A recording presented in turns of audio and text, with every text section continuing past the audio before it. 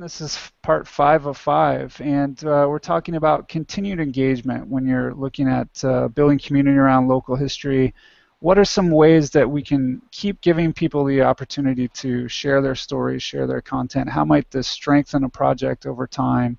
Particularly looking at ongoing regular events. Steve, I want to start with you to get some of Sure. your take on this.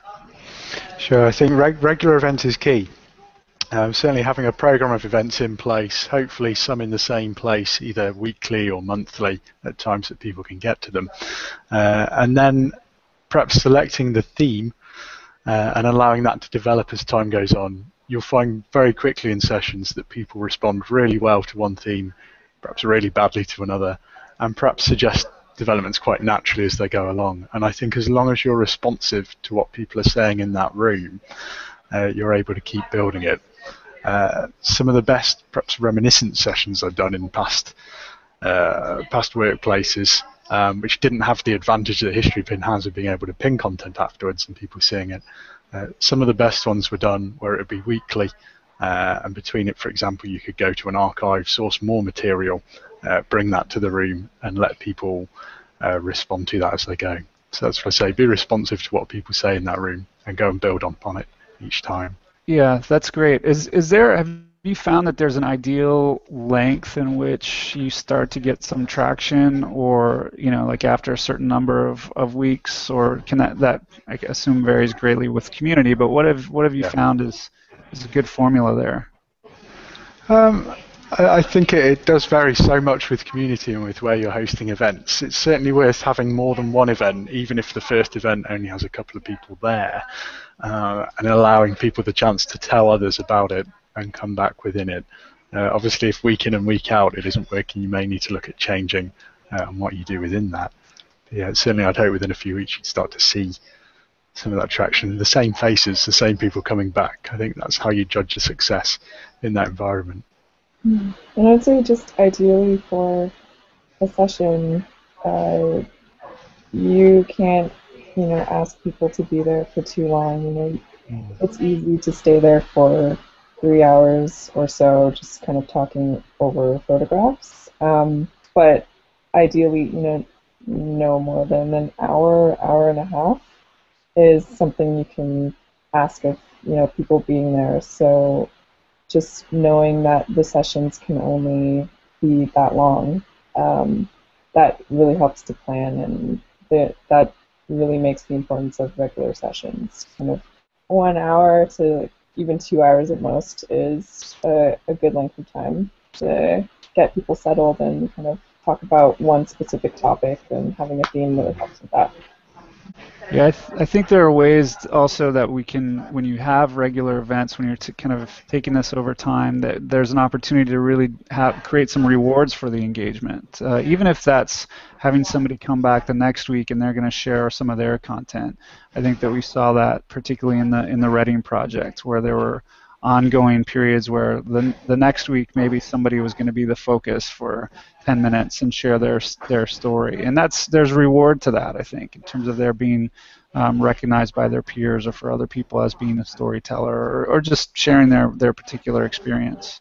Yeah, and perhaps also getting, if communities usually have a leader or a super connector or a community, whatever you want to call them, chief, king, I don't know.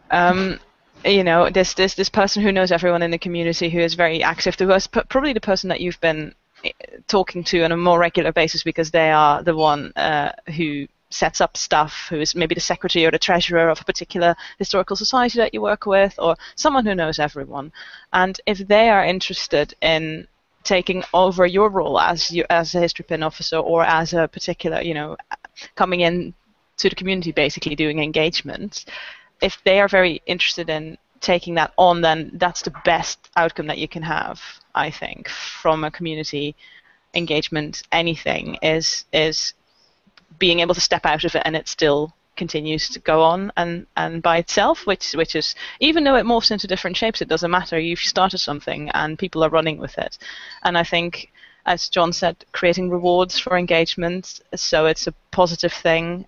Creating rewards for bringing in material, showing that you really value the time that people put in it, that you really are very happy with people bringing in material, people sharing their stories, that it's actually a valuable and rewarding experience in itself to do that. And then hopefully, with maybe a bit of training, people might be able to run with it, and then it becomes a snowball effect, which is, I think, the best outcome. Important point that the sustainability of a project tends to be locked in with the people. So as you're running a project, you need to be identifying, supporting those people who might want to be continuing it. So teaching them more things, getting them to think about how they might run things, because they become the kind of, the champions of the project, and it's they who then kind of continue to keep activity going. So in Reading, when we ran a project for a year, we had about 10 or 15 volunteers, and a few of those volunteers kept up the kind of pinning Reading's history after funding had ended, and they still go into schools, they do projects here and there, and it's been those people more than necessarily an institution or a funding stream or an anniversary event that everything was revolving around. It's those people and that passion that keeps it going. So that's as important when you're running a project, is to build those relationships, not only collect material or run events that are well attended or share value with people who participate, but create this network of sort of activists. Yeah, absolutely. And one of the things also that we've seen great success on when you talk about continuing engagement is oftentimes having a length of structured participation. We've seen that probably most often with teachers who are using it in the classroom. They might build some curriculum around this and run it for 4 weeks or 6 weeks. We've seen that with the Billericay School. They've done some great things. We were looking at that just yesterday, actually. Newfoundland, we've had teachers do it, and we've had it used in college courses as well, where you might team students with local community or historical societies and the like that might not have access. And then we've also seen it with people who are passionate about a specific location or a specific theme. And ultimately, more and more, we hope that our tools will continue to evolve, and that's something that we're doing a lot of work on now, to make sure that our tools respond to the needs that people have. So kind of in closing with that, I want to say thanks to everyone who participated in this. You guys are the best. And I think also having the opportunity for other people to interact with us will create more and more things like this, not only where you can kind of get some ideas on thoughts, but also to join in the conversation, tell us what's working for you and what's not, or where you have questions, comments on things that have been successful. So thanks, everyone, and hope you will chime in on the comments. We'll get this posted up on a blog and everything else. Anything else from London? All right. Well, thank you, everyone, and have a great day.